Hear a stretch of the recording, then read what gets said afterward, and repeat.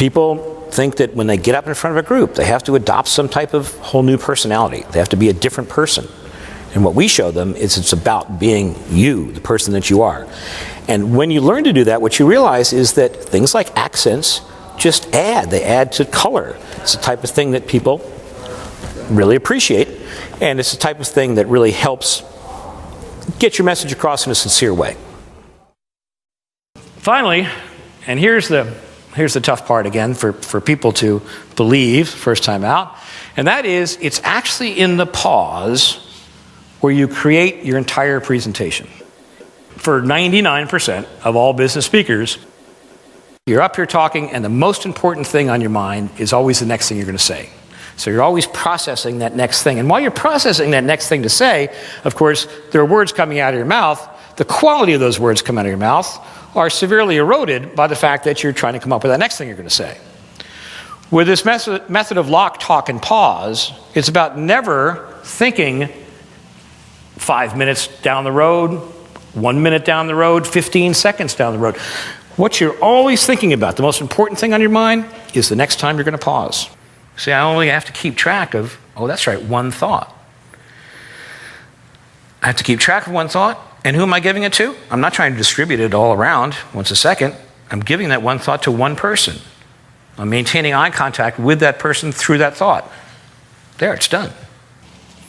And when you're only creating that one thought at a time, what happens is you find that the quality of the words that come out of your mouth tends to increase. You tend to speak in fully structured sentences. You tend to say things that create a sentence that has a beginning, a middle, and an end, typically a subject, some action, and an object. You tend to say fewer words, but the words that you do say are much more full of meaning because you're not just appending on. It only works when the most important thing on your mind is the next time you're going to pause. So here's what happens. The benefit, of course, is when you do engage people one-on-one, when you're able to look people in the eye, you send a message not of being anxious, but of being confident. Because obviously you can't look somebody in the eye unless you feel right about what you're going to say. And so when you send this message of confidence, it makes the audience, instead of being uncomfortable by watching all your nervous reactions, it helps to make them more comfortable. The other thing you do, of course, when you look people in the eye is we send this message of sincerity. And then finally, when indeed, no matter how big your group, when you can indeed look them in the eye and talk, when you can think in these nice structured sentences, when you give people the time to hear what you last said before you ask them to build onto that with the next bit of information, you are able to create a two-way communication with your audience. And this two-way communication, because you're sending the message that oh, that's right, I'm actually talking, that presenter's actually talking to me. I mean, he wasn't talking to me the whole time, but he kept coming back to me. And you get the impression that the presenter actually cares about you as an audience member, learning, understanding what he has to say. And so what you do is you end up creating a bond with the audience that is so totally unlike the relationship you have when you are spewing into the ether, never holding eye contact. So it changes your whole approach.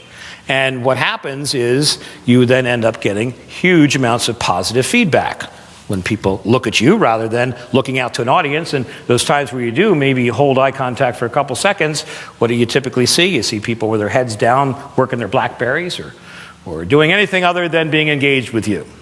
It works both ways. It's a win-win. You feel better, you're processing a lot less, your anxiety is way down, and the audience is getting the benefits of knowing that you're making them comfortable and you're telling the truth. When you're doing it right, it's always a win-win for both the audience and the speaker.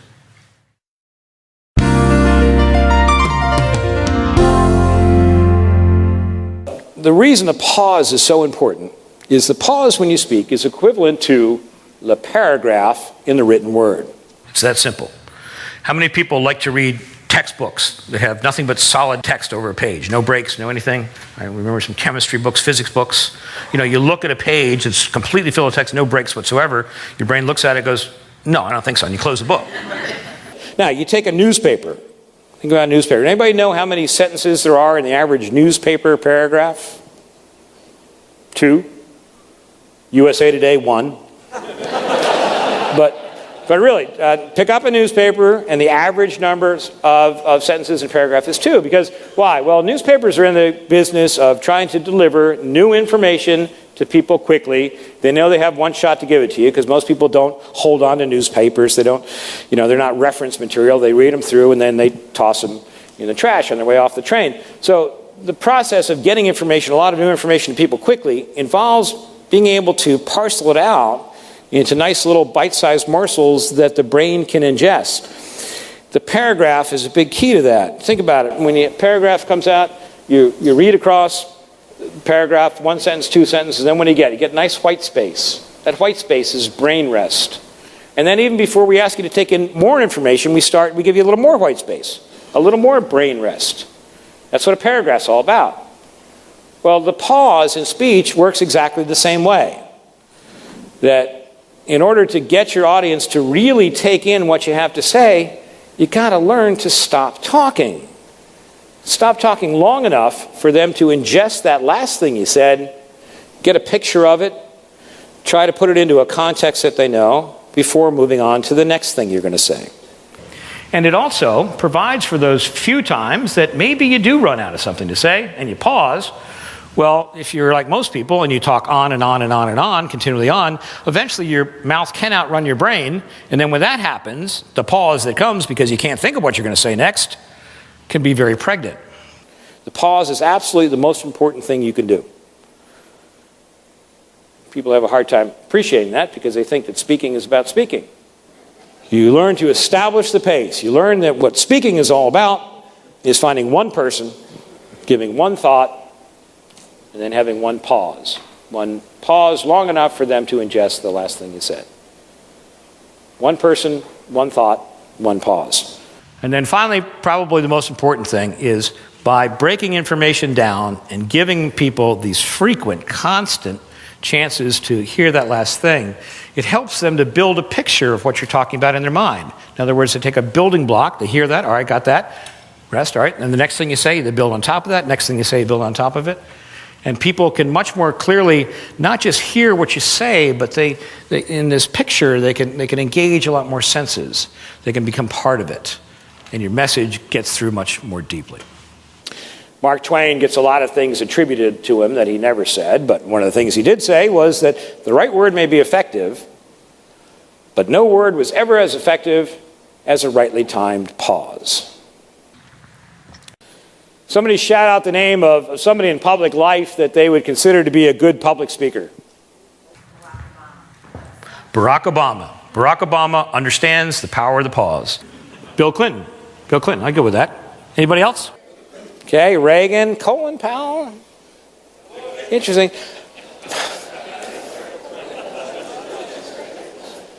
I won't go there. Bill Clinton. Bill Clinton is a name that often rises to the top. People think of Bill Clinton, regardless of what we think of his politics, which we won't get into. Regardless of what you think of his politics, most people consider Bill Clinton to be a good public speaker. And the reality is Bill Clinton was, some poor kid from Arkansas that made it to a pretty high office, President of the United States. Because one thing Bill Clinton knows how to do is speak. And when you analyze Bill Clinton's speeches, if you ever have a chance to see him speak, or if you go on the internet and type in Bill Clinton video, you can find them all over the place. In fact, I encourage you to do that when you leave here. Type in Bill Clinton video. Look at any example of Bill Clinton speaking. Bill Clinton is thought of as a great speaker, and he is a great speaker. Bill Clinton is the master of the pause. I'm going to play for you a segment of Bill Clinton's inauguration speech in 1997. And what I want you to do is I want you to feel free to close your eyes if you want, but I want you to listen to and count the number of words he says in a row before pausing. And we'll try to get a consensus here of the average number of words he says together before he pauses.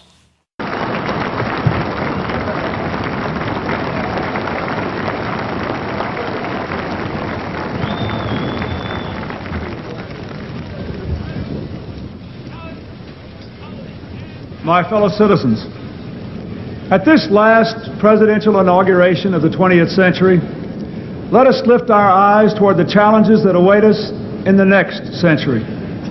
It is our great good fortune that time and chance have put us not only at the edge of a new century and a new millennium, but on the edge of a bright new prospect in human affairs. A moment that will define our course and our character for decades to come. We must keep our old democracy forever young.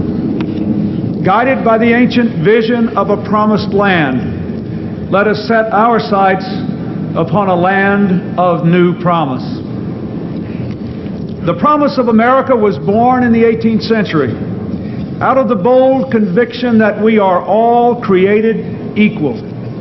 It was extended and preserved in the 19th century when our nation spread across the continent, saved the Union, and abolished the awful scourge of slavery. Then, in turmoil and triumph, that promise exploded onto the world stage to make this the American century. And what a century it has been. What was his average, would you say? 5? Well, there were some times he would go 8, but did you hear how many times he went 2? And a lot of times 3. And you'd hear those words, and then boom, you'd have that pause. And so when it was over, you actually heard everything that he said. When you hear a person speak like that, you can follow, can't you? And not only follow it, but, well, I think it was fairly well proved. Most people were rather moved by Bill Clinton. In fact, Bill Clinton had the ability to get up there and give a speech, and if you didn't know better, you'd believe him.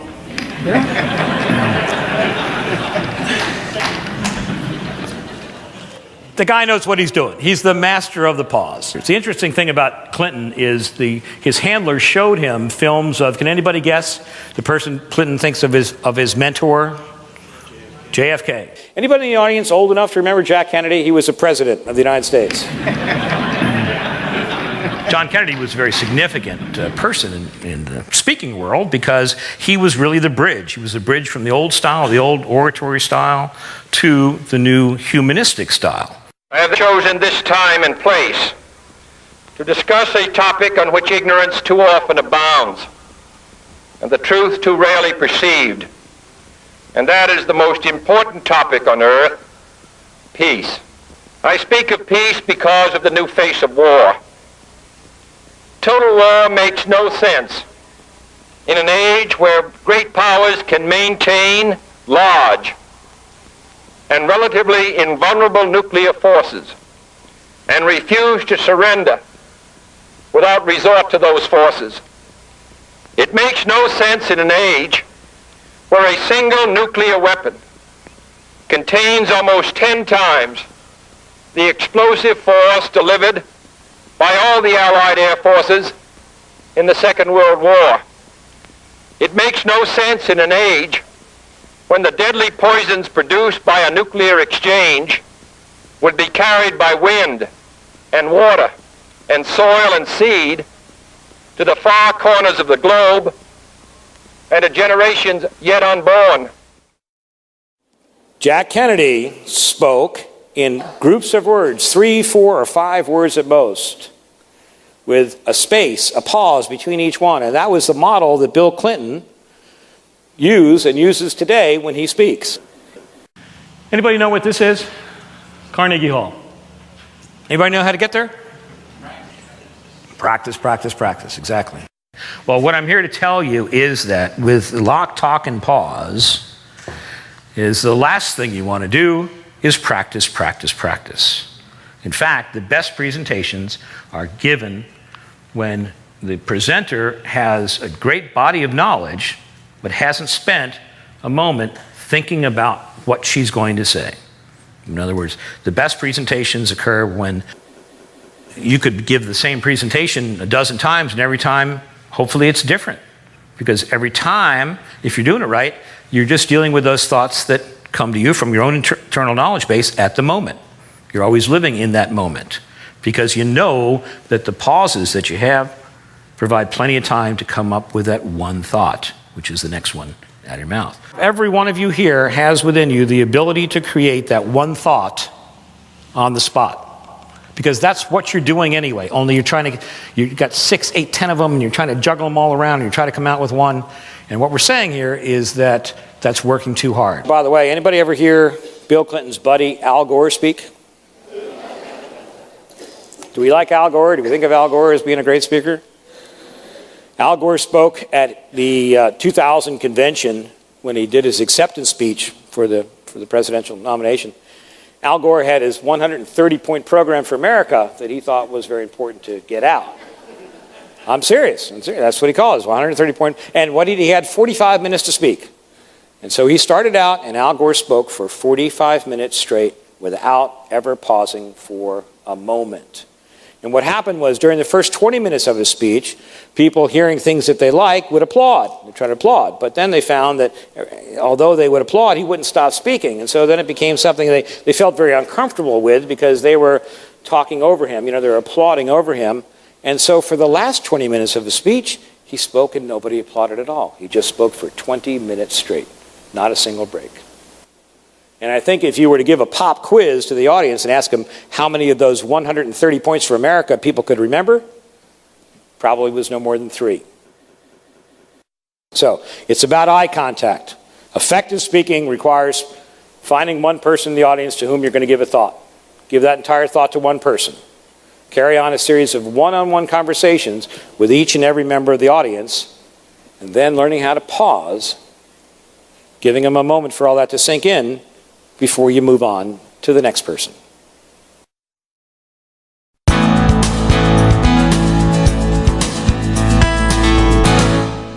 If we were to ask at the end of your last presentation how each of these 3 aspects affected the audience or impacted the audience, how do you think these 3 items would add up to, say, 100%? How important are each one of these? What you had to say, what you sounded like when you said it, or how you looked?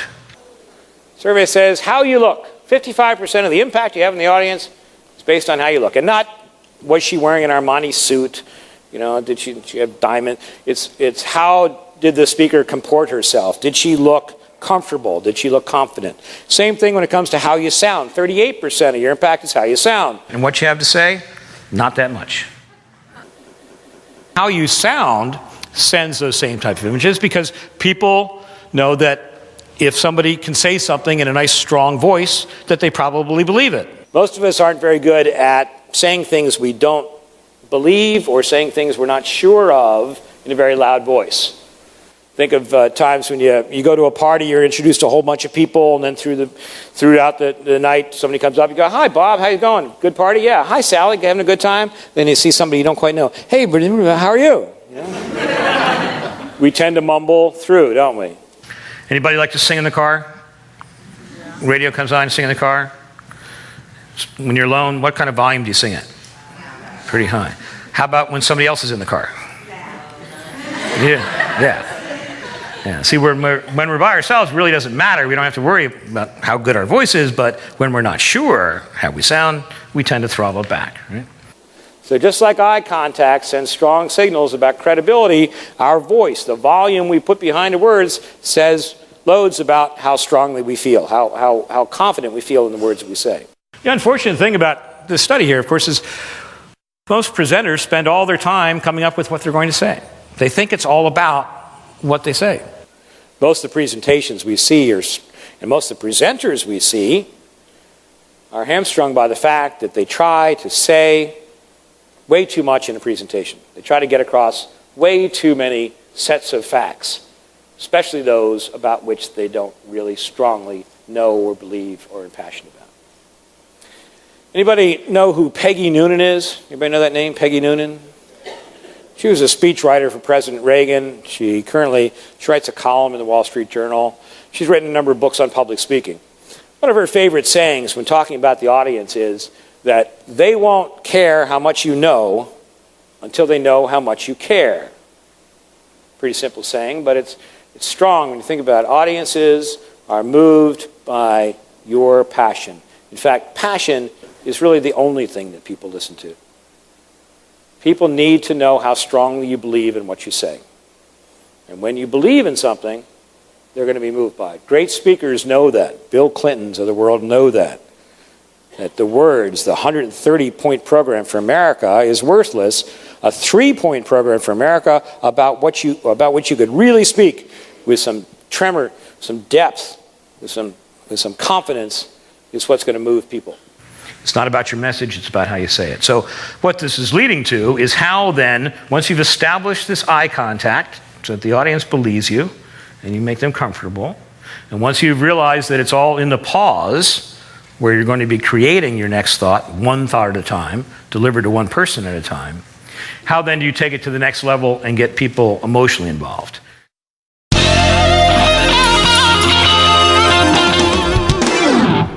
Gestures go back to rule number 2. When you're doing it right, it's a win-win for both the speaker and the audience.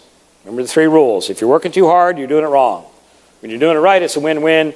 And third, people only start listening when you stop talking.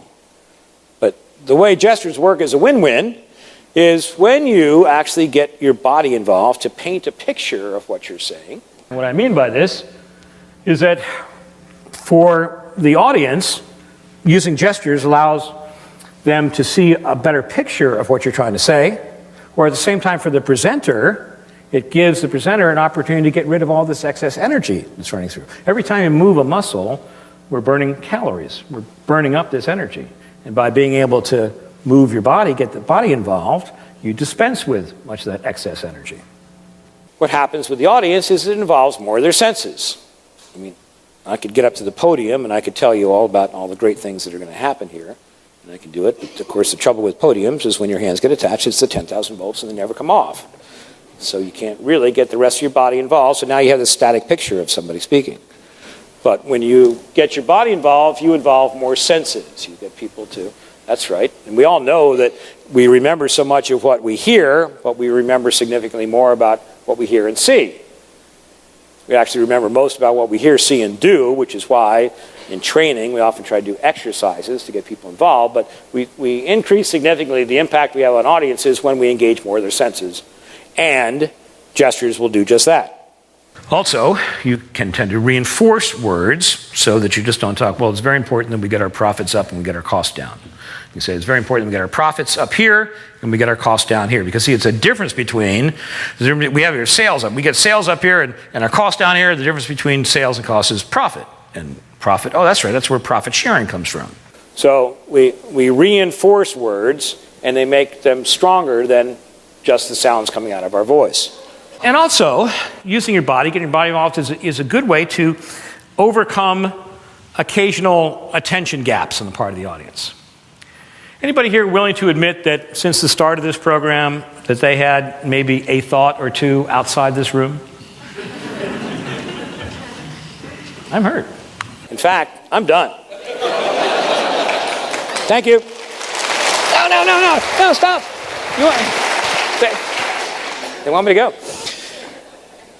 Attention gaps. Again, we're multitaskers.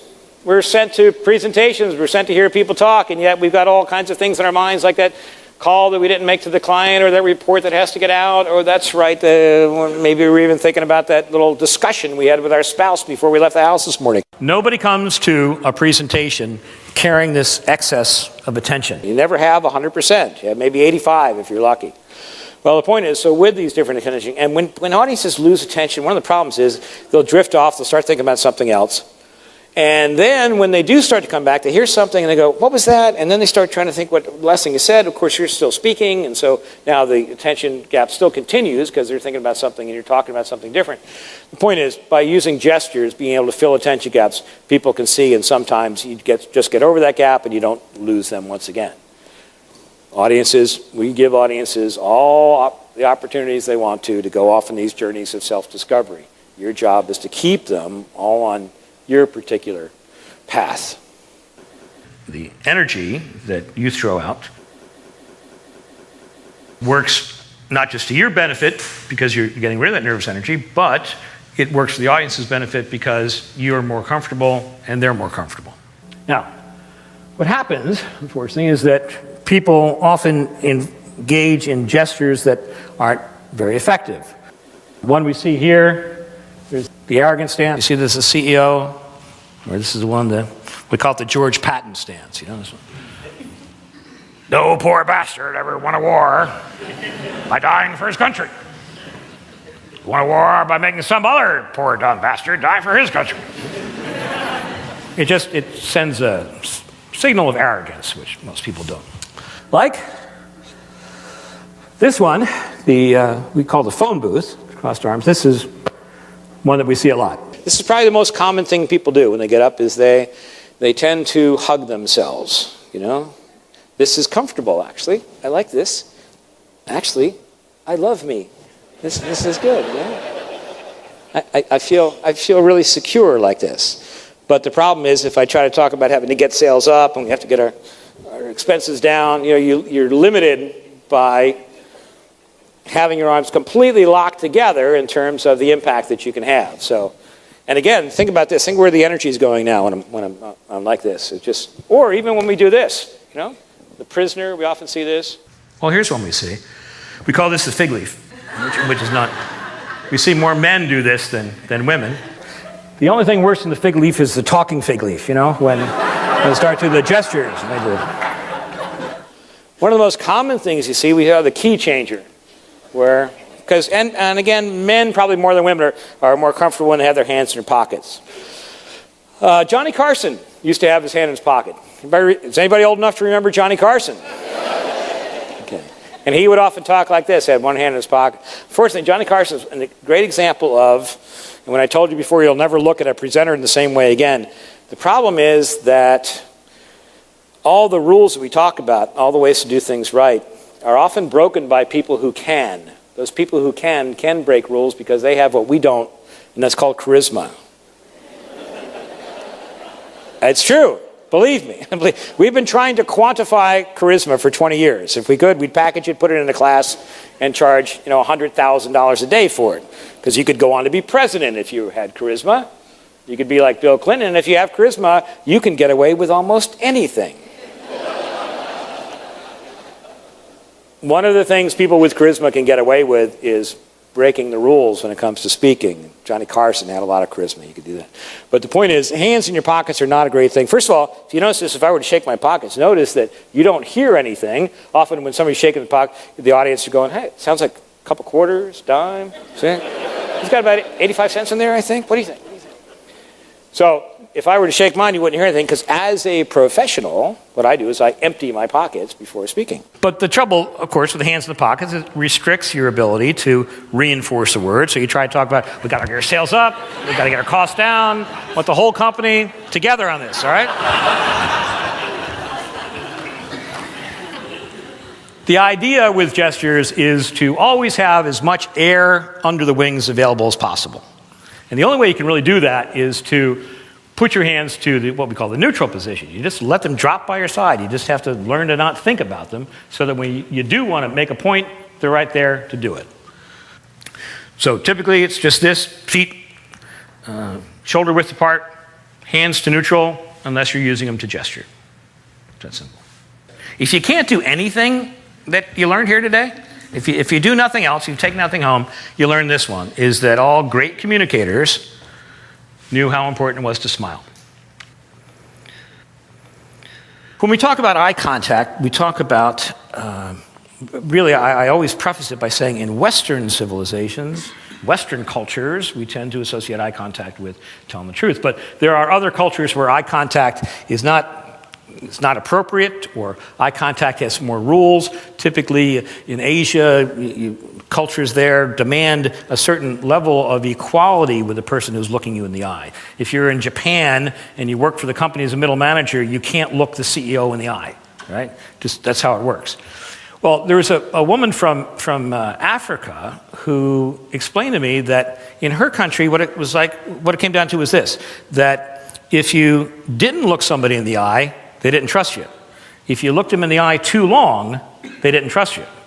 So the whole key was maintaining eye contact and smiling, because the eye contact showed the trust, but the smile disarmed any threat that people felt by holding eye contact, which I thought was pretty interesting. Yeah, many times the body language of the audience will tell you how you're doing. Looking out to an audience, seeing many people asleep is usually not a good thing. That usually comes from speaking without passion. It comes from speaking in a monotone.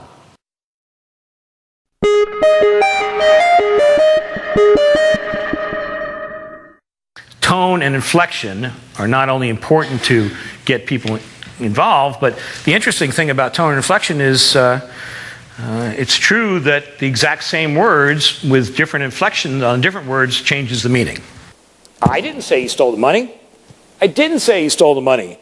I didn't say he stole the money. I didn't say he stole the money. I didn't say he stole the money. I didn't say he stole the money. We can say the same things, same exact words, and here's the problem you get into with scripts, or if you